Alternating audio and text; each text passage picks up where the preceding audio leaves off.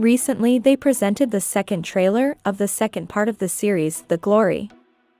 This new trailer left us open-mouthed because it let us know that this second part will be much stronger than the first one, and many things will happen that will surprise us.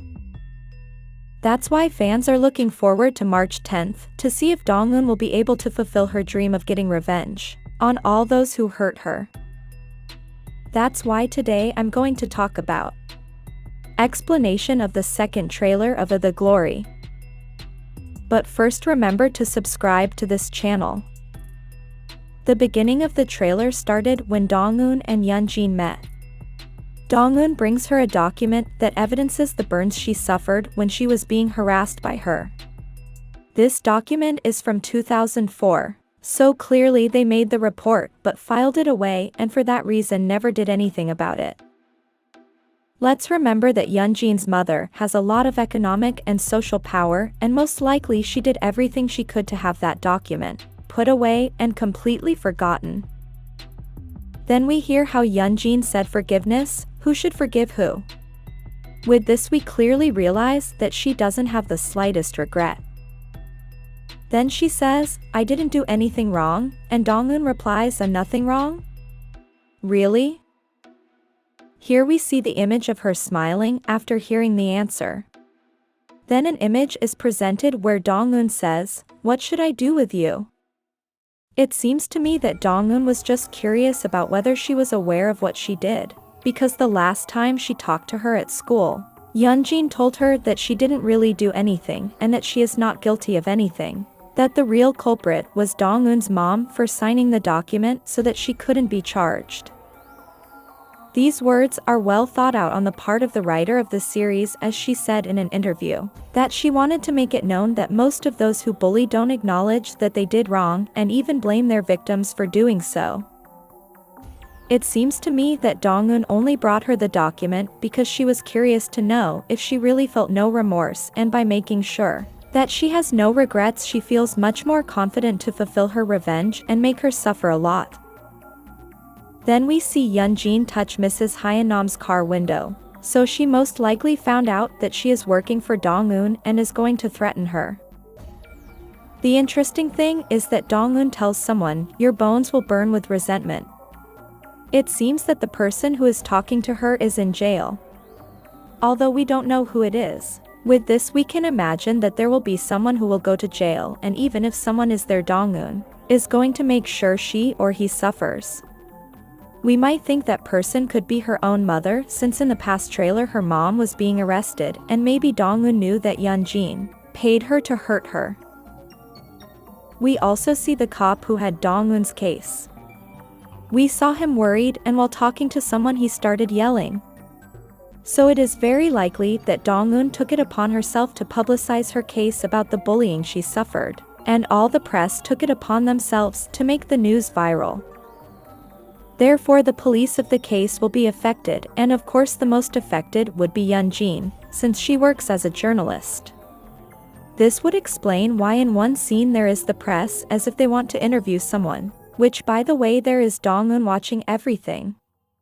It could also explain why in one scene Yeon-jin saw the phone and started screaming very angrily. So it would be a very smart way to take revenge on Yeon-jin, because by going public with her bullying she would be out of a job. She would look very bad in front of society, something that worries her a lot, and also this could affect her with the custody of her daughter. We see Hae-jong looking at something on a tablet, asking what it is.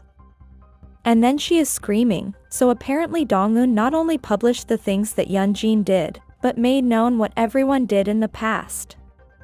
That's why this news could have become very popular, and so everyone who hurt her will be affected publicly.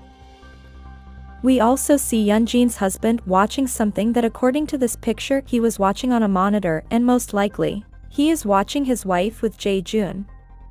That's why in this part where he is hitting someone he might be fighting with Jae-jun. We saw Yeo-jong on the rooftop of a building while it's snowing, as if he's waiting for someone. It could be that he is there to meet some of the guys so he can eliminate him, or he is just there to plan with a person part of his plan on how to eliminate his father's killer. Yeo-jong is in a place that looks like a courtroom and they are holding him and you can see that he is angry.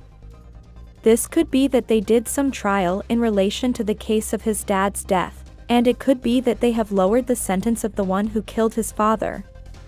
This may be because if it is evidenced that the person suffers from some mental disorder, they may send him to another place and he may not serve the sentence like a regular person.